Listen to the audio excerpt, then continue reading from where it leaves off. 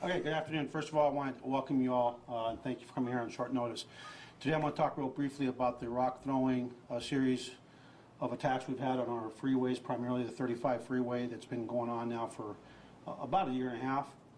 First and foremost, I want this community to know that this police department, from the onset of these series of attacks, has taken this incident very seriously.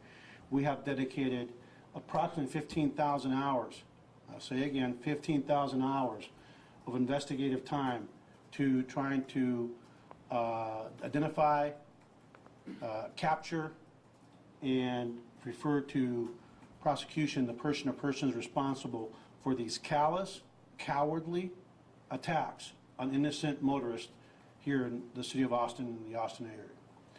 One of my biggest frustrations has been the mistaken belief by members of our community that our police department does not take these incidents, these attacks seriously. These attacks, as far as we are concerned, are deadly attacks with potential fatal and deadly consequences for innocent motorists. And these attacks have not discriminated. They cannot discriminate because you cannot tell who's driving a vehicle in low lighting conditions at 70 miles per hour on our interstate. So it can happen to anybody regardless of socioeconomic standing, regardless of race, regardless of religion, regardless of sexual orientation.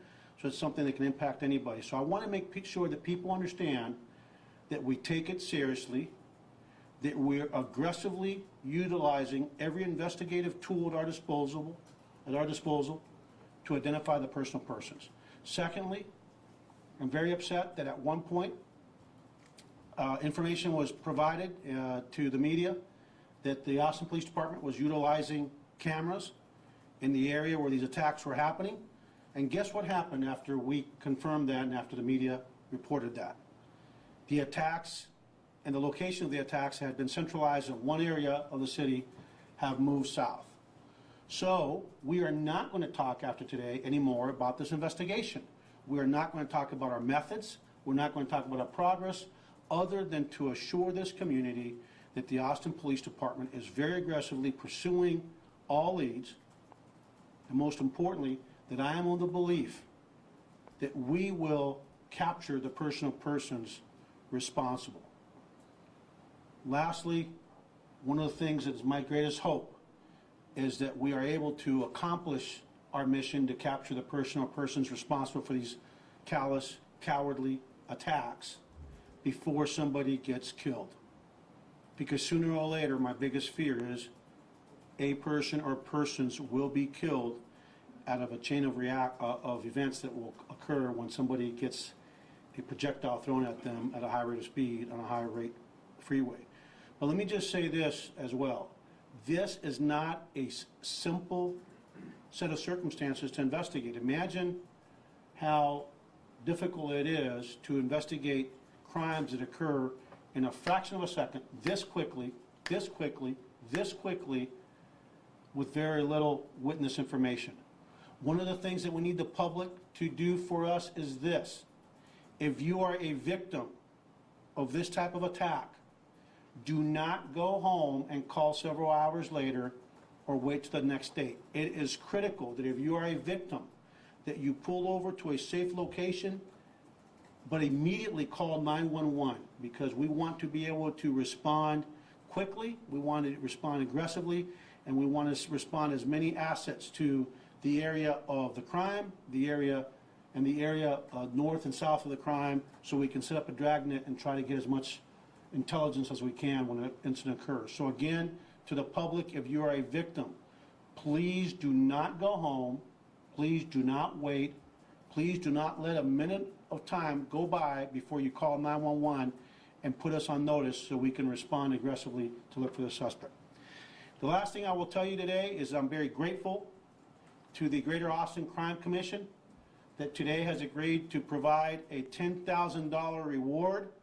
Again, that's a $10,000 reward to anyone who provides information that leads to the arrest and conviction of their person or persons responsible for these attacks.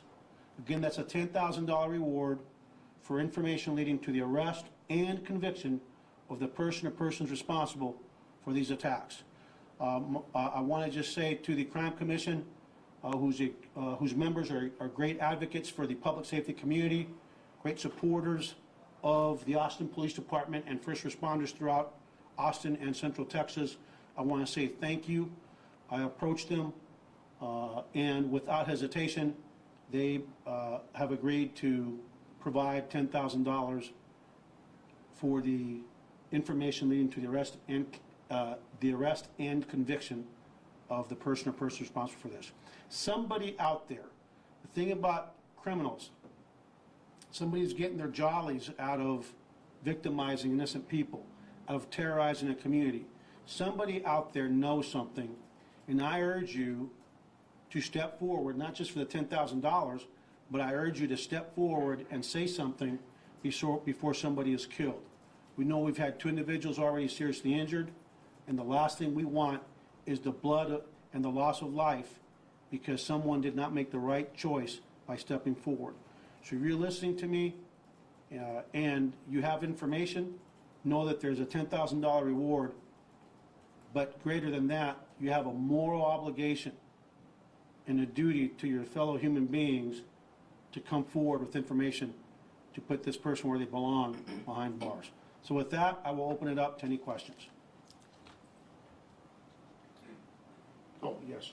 We got a call from a viewer this morning who said that they saw a rock, it missed her car, the truck next to her. She called APD, pulled over, and APD didn't respond for 20 minutes, so they took off. Turns out, according to the log, your officers went out. Obviously, they scoured the scene, and then when they went to her car, she was gone. What can you tell the public or encourage the public or maybe help them understand? Are you guys responding to where the scene was first and then going just so victims don't take off again? We don't want victims to take off. They have to understand something. Please be patient. What officers will do the second they know that an attack has occurred is that we will respond to the area on both sides of that freeway, in both directions from wherever the attack occurred, writing down as many license plates, getting as much as intelligence as we can.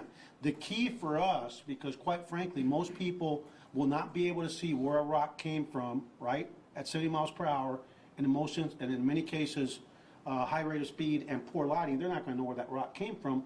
The key part for us is to inundate the area for several miles in all directions from where the attack occurred to be able to gather as much intelligence in terms of looking for vehicles, vehicle descriptions, vehicle license plates.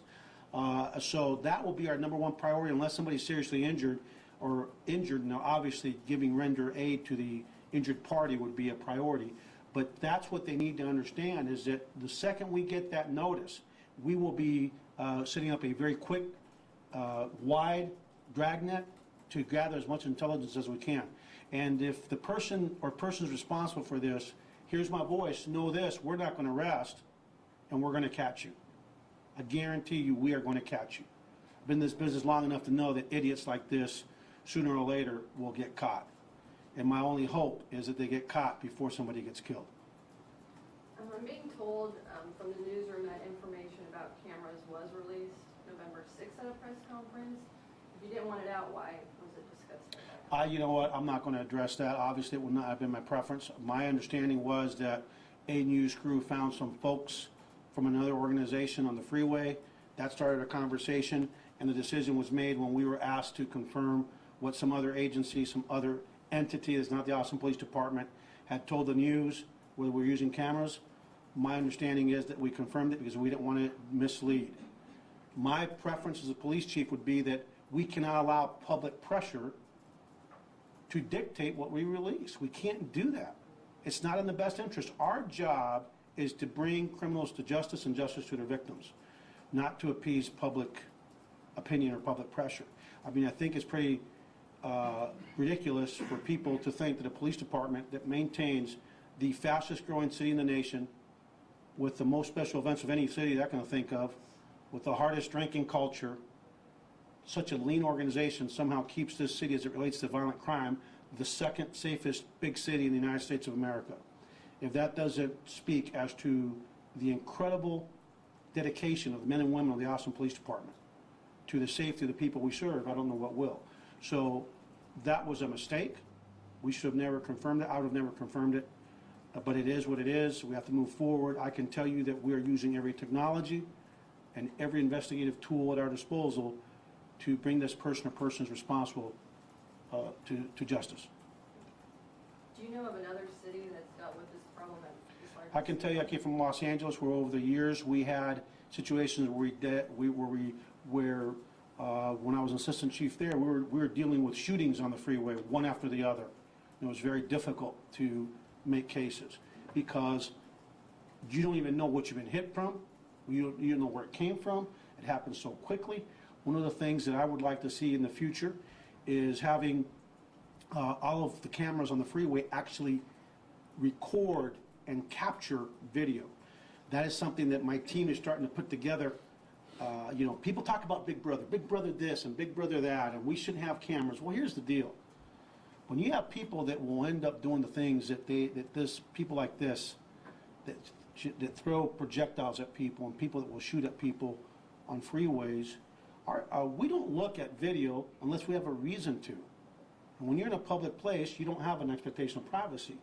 We have to leverage technology the best that we can for two reasons. Number one, we want to have the deterrent effect, where people know that you have multimodal camera systems, including infrared and other camera systems. When they know that we can utilize technology to try to document who comes through an area and create investigative leads, that has a deterrent effect. But the second piece is, in those instances where people decide that they don't care, and quite frankly, people can continue to commit crimes, probably want to get caught at some point. I don't know why they would continue. We need those investigative leads. So we're also looking at discussions and starting to put together a proposal to try to have our partners at TxDOT and other partners actually capture the videos at all these cameras all over the place and keep them for a week at a time. 7-day loop where we can actually have investigative leads. Anything else? Yeah, so this started about a year and a half ago. It's been happening consistently. Do you feel like the people who originally started this are still the ones doing it this past weekend, or are we now dealing with a bunch of copycats? I'm not going to speak to that. That's part of the investigation, and I'm not going to speak to that. Are you what are you doing over there? Periscoping or what? Similar to it, yeah. What is it called? It's a new Facebook thing where you can sort of periscope on Facebook. Oh, very cool. Yeah. That's something new. I'm going to have to learn about it. I'm supposed to be a technological guy. Anything else, Elizabeth? We want to make sure you're happy. So how are you guys still working with TxDOT pretty closely on this, or you'll just kind of taking the lead and you'll let them know when something's caught? No, we're working very closely with TxDOT. We're working closely with our own City Department of Transportation. We're working closely with federal partners. We are working closely with anybody that we believe can help us. But other than that, I don't think we need to talk about who's doing what, because again, that's part of the investigation, part of the investigative strategy, and we're not going to talk about methods. Everybody have a good new year? All right. Anything en español?